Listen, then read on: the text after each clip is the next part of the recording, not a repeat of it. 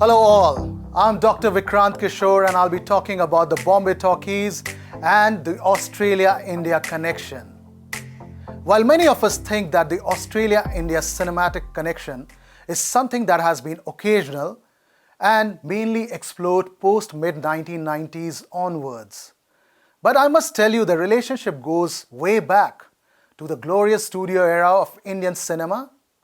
Two people stand out, Marianne Evans, popularly known as Fearless Nadia, an Australian who found great success in Indian cinema.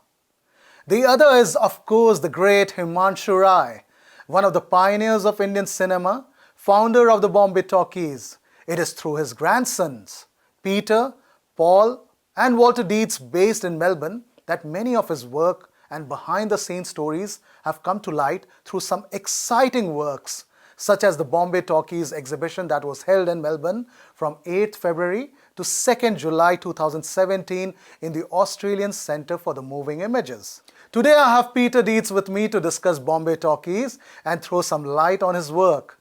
Peter is a creative director with Turner and Dietze Creative in Melbourne, who in his 30s discovered that he had an Indian connection, that too with the famed Indian filmmaker Himanshu Rai.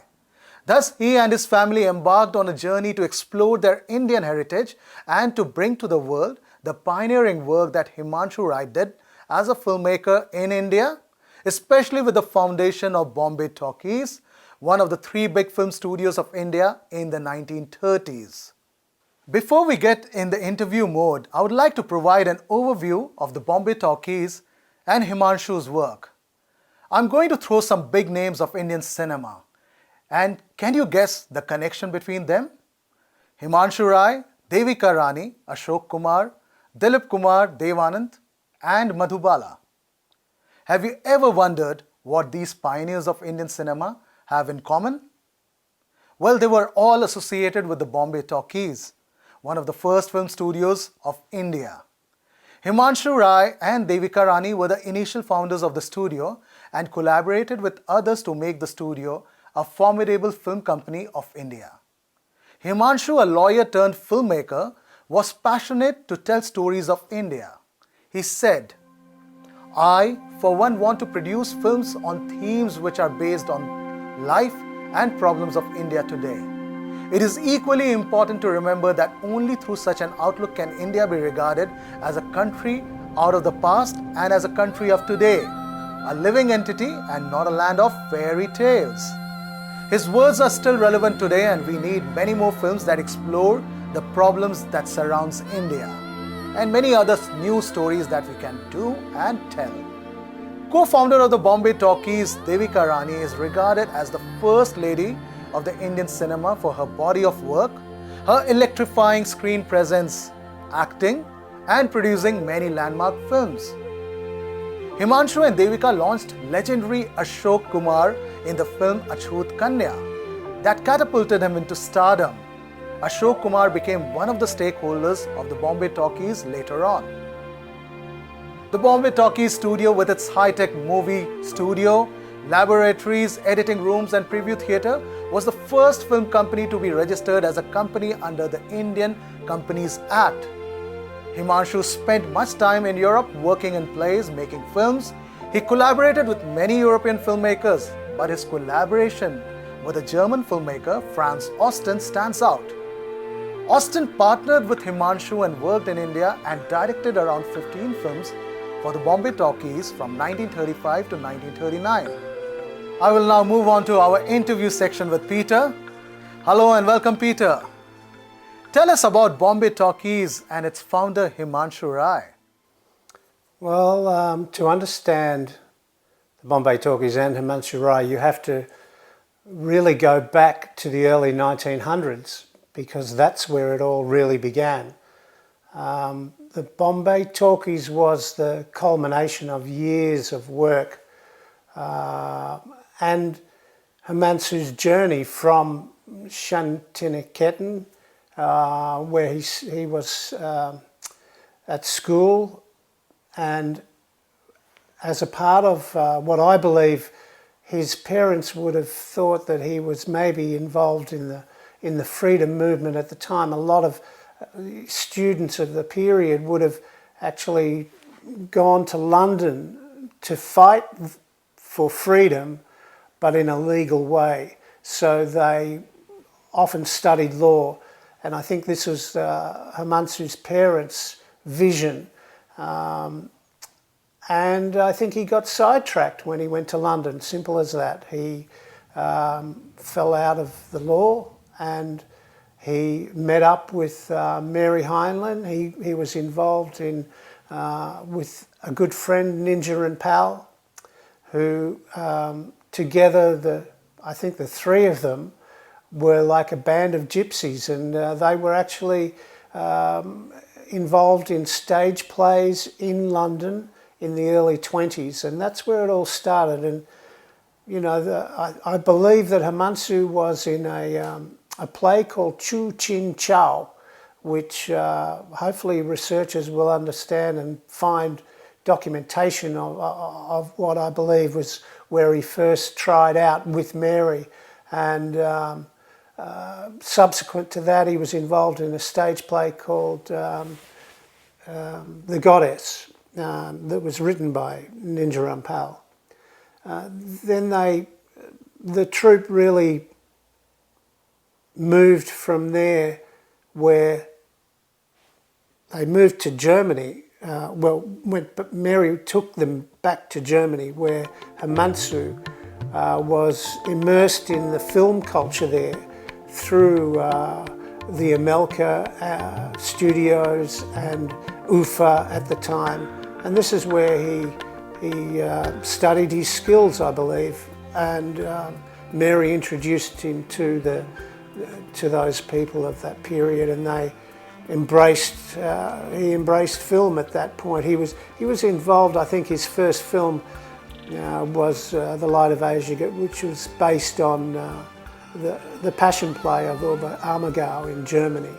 So the German influence is very strong back then, and you have to remember that there was, also moments where, while before the release of Shiraz, which was a 1928 film, so earlier on in that, I've seen recorded that he played a scene from the film in a hotel as a play with Mary Heinlein, which was extraordinary, for that period.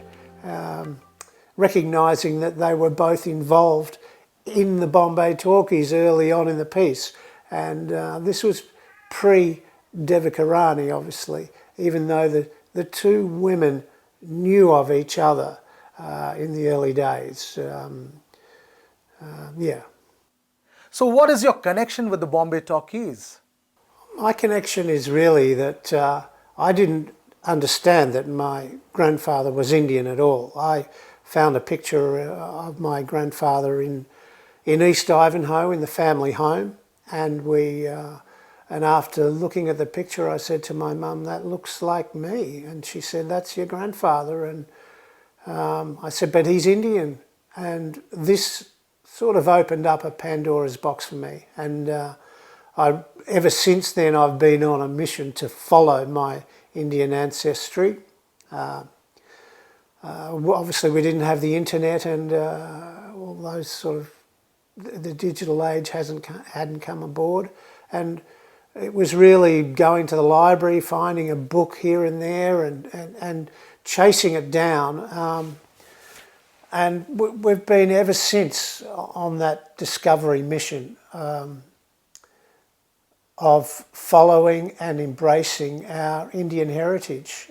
It was a very centering moment for me where, it really sort of made sense to me of my personality and how I behaved, because up until then I was considered an Australian of German extraction. So I grew up in East Ivanhoe, and having not had grandparents, I didn't understand what that meant. Only when I went to maybe friends' places and they might have said, I'd say, would you like to come for a family dinner? or I'd say, well, I'll come with you, and they'd say, oh no, but it's family, and I didn't sort of quite understand why I couldn't come. But I guess since in my mid-30s, I've always, since I discovered this, I've always been on a mission to promote my grandfather's legacy as far and wide as possible throughout the world, recognising that he was what I consider the founder of what you call Bollywood today. Himanshu Rai is considered one of the pioneers of Indian cinema. Can you provide a brief overview of his work? Well, I think that Himanshu's first film was 1925, The Light of Asia. I mean, it couldn't have been more fitting to make a film of representing Indian culture any more than that particular film. It was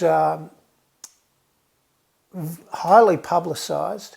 It was an international film. It was presented to King George V and Queen Mary at Windsor Castle in May of 1925. It's an extraordinary accomplishment, considering that it was only 20-odd years earlier that film had even been invented.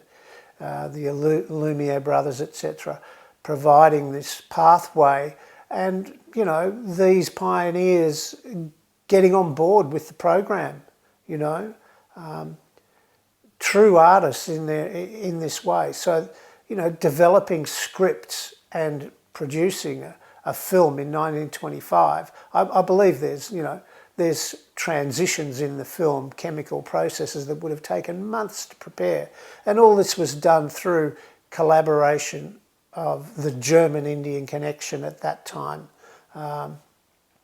through Franz Osten, the part of the troupe, Joseph Wershing, the cameraman and cinematographer, the most outstanding crew, were all taken to India to make these lavish, epic films, epic Cecil B. DeMille type films, with a cast of thousands. Extraordinary, The Light of Asia, 1925. And then you have Shiraz, 1928, The Story of the Taj, a fictional account, as you can imagine, but extraordinary with the amount of beauty that you can see through the live shots, because a lot of it there was no lighting, no sets. It was all raw, and extraordinary performances, I might even add, by Himanshu, my granddad, was wonderful, wonderful. I really treasure this film, and it's now got that particular film has got a new beginning, a new musical score created by Anushka Shankar, an extraordinary, beautiful a beautiful score. That's all I can say. I really enjoyed seeing that film again in 2018 in London, to a whole new audience of people. So that's extraordinary. And his other silent classic was Throw of Dice in 1929, and that film is really regarded as one of his finest, I think, with the two kings playing off against each other, filmed throughout Rajasthan and Udaipur. I've actually travelled through those areas and walked in his footsteps to see how and when he made that film, and looking at all the location shots, the Monsoon Palace and all these beautiful sets. I mean, we were lucky enough to meet the Maharana of Udaipur, Avran Singh, and he, when I went through his museum, I found, I said, there's a chair. It looks like the chair that was on the elephant. He said, that chair's never been out of the palace. I said, well, I beg to differ, sir, because and we can watch the film together, and we did, and sure enough, that chair was on the elephant in the film Throw of Dice. And things like this are still happening, you know, like the research and benefits of Himanshu's work are still alive and well. That's, you know, but then he goes on to make the big films in the Bombay Talkies, which are well documented. Devika Rani's work and contribution in establishing Bombay Talkies as one of the big film studios of India in the 1930s is widely known. But can you throw some more light on what Bombay Talkies was doing at that point of time and why the studio is heralded as one of the most forward-looking studios of India? When the Bombay Talkies started, there was already a groundswell from Himanshu and I'm sure Devika together as a duo. They wanted to move into more social pieces of film. They were very interested in the caste system and how that was being portrayed, and it had never been portrayed properly on film. So, you know, their new films from the Bombay Talkies were a little bit more of a social path.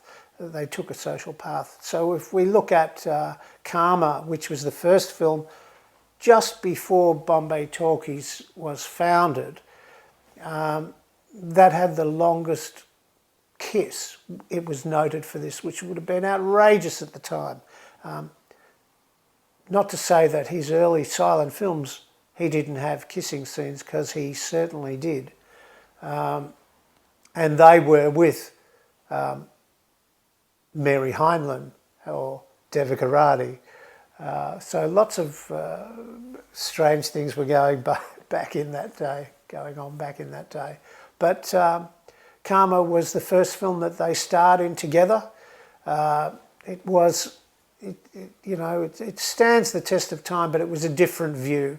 And then, I guess, 1934, the Bombay Talkies in Malad actually made its first films. At that period, I would say that Bombay Talkies would have been the largest and the most professional studio of its kind in India. And I think they had over 400 staff. Everyone was treated fairly. There was no hierarchy. I think these were true artistic days for the couple. And, you know, then they followed with 1936 a film called Ashut Kanya. And that was really where Devika shone with her new star in the making, Ashok Kumar, who, as we know, or people may not know, that he was a laboratory assistant, and then because of some trouble with Devika, the leading man was kicked off the set, and Ashok became the new leading actor. And from that point on, Ashok's career blossomed. I was lucky to meet Ashok Kumar later in his life, in his 90s, and it was a beautiful moment for me. And my mother was with us at the time, and my two brothers, Walter and Paul. So we were blessed to actually have met him and know the connection between my mother and Himanshu Rai and Devika Rani. That was wonderful. Which film of Devika Rani do you think was a landmark film, and why? Well, I think that this caste issue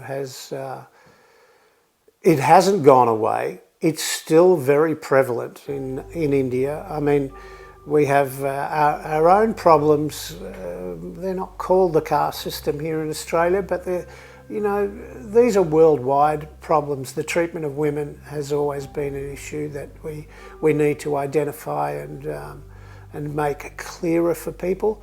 Maybe it's time for Ashut Kanya to be remade. There's lots of young, fabulous Indian actors that would celebrate taking on a film of that nature. It was a groundbreaking film. Apparently, it was only one of the only films that Gandhi ever saw in his life. And it's not great to just name drop people like this when you say the word Gandhi. I mean, it's so special. These people were in rarefied air. That's what I would say. Devika was mixing with Nehru. Nehru and Chandra Bose and Himanshu Rai were in Shanatakan together, I believe. There's lots of research that still needs to be discovered about this particular period. I find it very exciting, and I look forward to researchers to discover this with us. You worked on a special exhibition at the Acme titled The Bombay Talkies Limited. Tell us what it was all about and how did the exhibition go and what was the outcome of the exhibition? Well, again, this is, I had been working, I think the exhibition was in 2018 or 2017. We had tried to move on getting an exhibition up and running to promote my grandfather's legacy, which hadn't really been, the story had never really been told. I guess I'd been working on that 10 years before we actually initiated this program, what I call the Bombay Talkies project, which is an ongoing thing for me. It's really about how to promote Himanshu's legacy all around the world. And I guess that's my destiny until I'm not here anymore. So with that, we did manage to create an exhibition in Melbourne, which is our hometown. So having it in the heart of Melbourne, in Federation Square, supported by ACME, the Australian Centre of the Moving Image, was very important to me. It wasn't meant to be a private exhibition.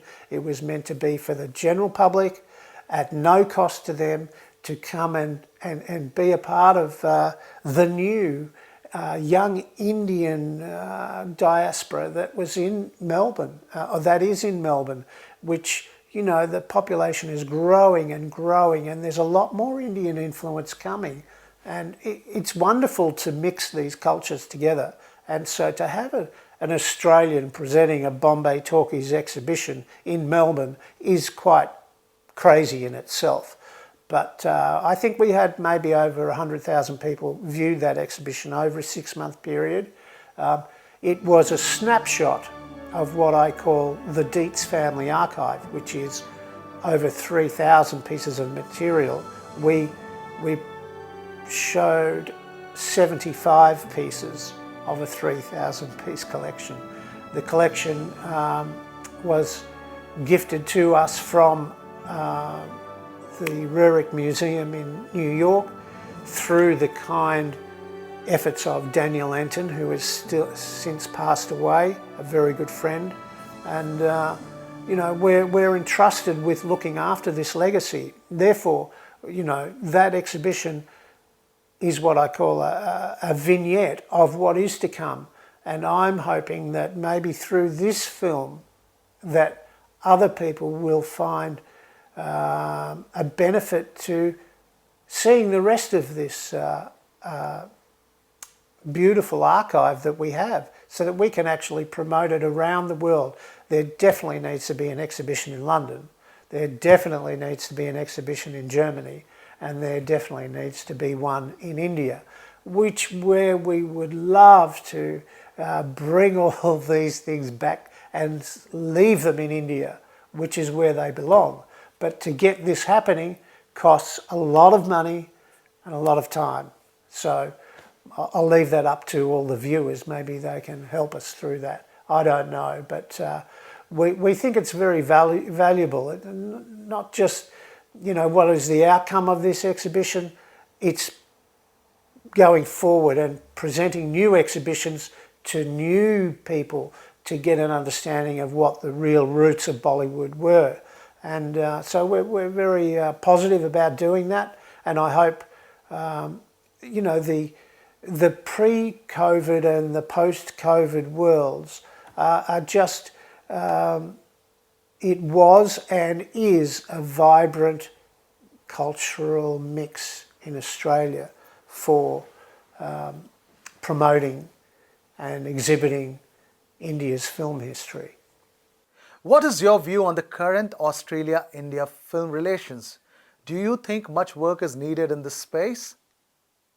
Well, I think I've sort of answered it in the last phrase, but there's certainly a lot of growth, and we've stalled in the last 12 months because of certain health issues around the world, but that has maybe given us a chance to regroup and maybe to learn how to promote these very important parts of history to a new, younger audience. And how we go about that is up to us.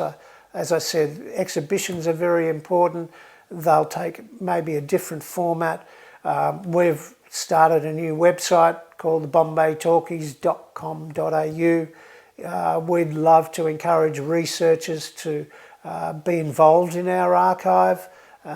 We would like to do as many exhibitions over the next 5 years as possible. We do think that this is all leading to hopefully preserving the heritage of the Bombay Talkies. While other people may have self-interest and other views, my interest and my view is that we would like to collaborate with our Indian diaspora and make more films.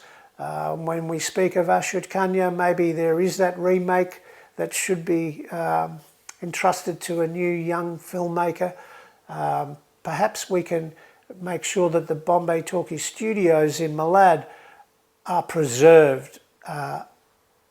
Amrit Ganga, who's a fabulous author who is very passionate about the history of the Bombay Talkies, has written many articles on and tried to steer focus on making sure that the buildings themselves are preserved. And this is up to the Indian people in Mumbai and is that Mumbai/Bombay? I'm not sure. But I really think that they need to be preserved, and if we can help facilitate that over the next period through creating a museum, etc., to bring these gifts back to India, it would be a wonderful gesture. Many thanks, Peter, for joining us. The legacy that Bombay Talkies has left behind is amazing. The work done by it, be it in terms of film production, storyline, music and dance, and the kind of phenomenal actors and stars it produced, needs to be studied and discussed much more. And we hope to keep this conversation an ongoing one. Many thanks for joining us today, and we hope to see you soon. Thank you. Thanks a lot, Vikrant.